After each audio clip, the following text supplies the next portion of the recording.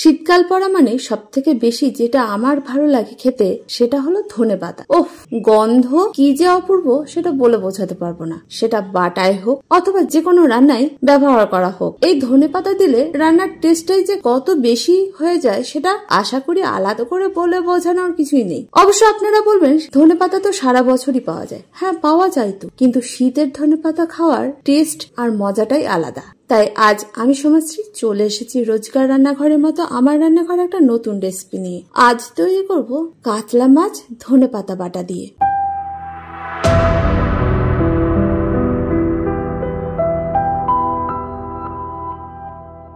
এটার জন্য কি কি উপকরণ লাগবে? প্রথম লাগবে কাতলা মাছ, এরপর হচ্ছে ধনেপাতা, এর ছাড়া নিয়েছি বেশ কিছুটা কাঁচা লঙ্কা, কয়েকটা রসুন, একটা মাঝারি সাইজের টমেটো আর আলুটা চাইলে স্কিপও করতে পারেন, তাতেও স্বাদ হয় মারাত্মক। এবার বলে নি কিভাবে তৈরি করবেন। প্রথমে মাছগুলোতে নুন, হলুদ গুঁড়ো আর সামান্য কাশ্মীরি লঙ্কার গুঁড়ো দিয়ে মাছটাকে ম্যারিনেট করে রেখে দিতে হবে। কাশ্মীরি লঙ্কার গুঁড়ো দিলাম কারণ হচ্ছে একটা সুন্দর কালার দেবে মাছ ভাজার সময়। মাছ মাখানো হয়ে গেলে এটাকে ম্যারিনেশনে বেশ কিছুক্ষণ রেখে দিতে হবে। আমি প্রায় 10 থেকে 20 মিনিট মাছটাকে রেস্টে রেখেছিলাম। তারপর হালকা আঁচে একটা কড়াই বসিয়ে কড়াইটাকে খুব ভালোভাবে গরম করে নিয়েছি। কড়াই ভালোভাবে গরম হলে মাছ ভাজতে খুব সুবিধা হয়। কড়াই গরম করার পরে দিয়ে দিয়েছি পরিমাণ মতো সর্ষের তেল।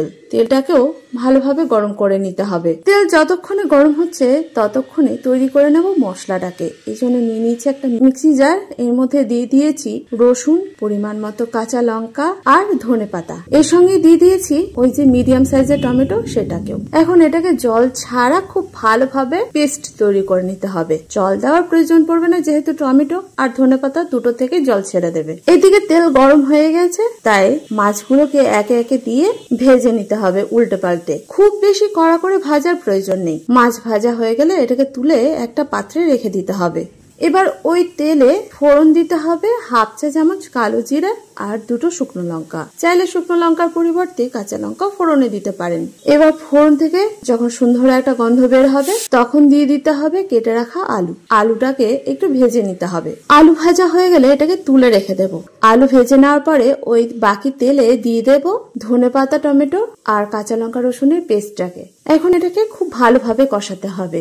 দিয়ে দিতে হবে হলুদ গুঁড়ো, খুব সামান্য শুকনো লঙ্কার গুঁড়ো। হলুদ গুঁড়ো, শুকনো লঙ্কার গুঁড়োর পরিমাণটা খুবই কম দিয়েছি, আর দিয়েছি স্বাদ অনুযায়ী নুন। এখন এই গুঁড়ো মশলার সঙ্গে বাকি মশলাটাকে খুব ভালোভাবে কষাতে হবে। আমি এই সময় দিয়ে দিয়েছি সামান্য জল। জলটা দিলে মশলাটা পোড়া লেগে যাবে না আর কষানো খুব ভালোভাবে যাবে। এখন দেখুন মশলা থেকে আস্তে আস্তে তেল ছেড়ে দিতে শুরু করেছে। মশলা থেকে যখন খুব ভালোভাবে তেল ছেড়ে দেবে তখন দিয়ে দিতে হবে ভেজে রাখা আলুগুলোকে দেওয়ার পরে মশলার সঙ্গে আলুগুলোকে ভালোভাবে মিশিয়ে নিতে হবে। এই পর্যায়ে দিয়ে দিয়েছি ঢাকা। যেহেতু রান্নাটা আমি হালকা আঁচে করেছি তাই 5 মিনিট পর ঢাকা খুলে দিয়ে দিয়েছি খুব সামান্য জল। আসলে এই রান্নাটায় খুব বেশি জল দেওয়া যাবে না, এই রান্নাটা হবে গা মাখা, তাই অল্প জল দিয়ে ভালোভাবে রান্নাটাকে তৈরি হওয়ার জন্য ঢাকা দিয়ে রেখে দিয়েছি আরো 5 মিনিট। 5 মিনিট পর ঢাকা খুলে ভেজে রাখা মাছগুলোকে আমি দিয়ে দিয়েছি।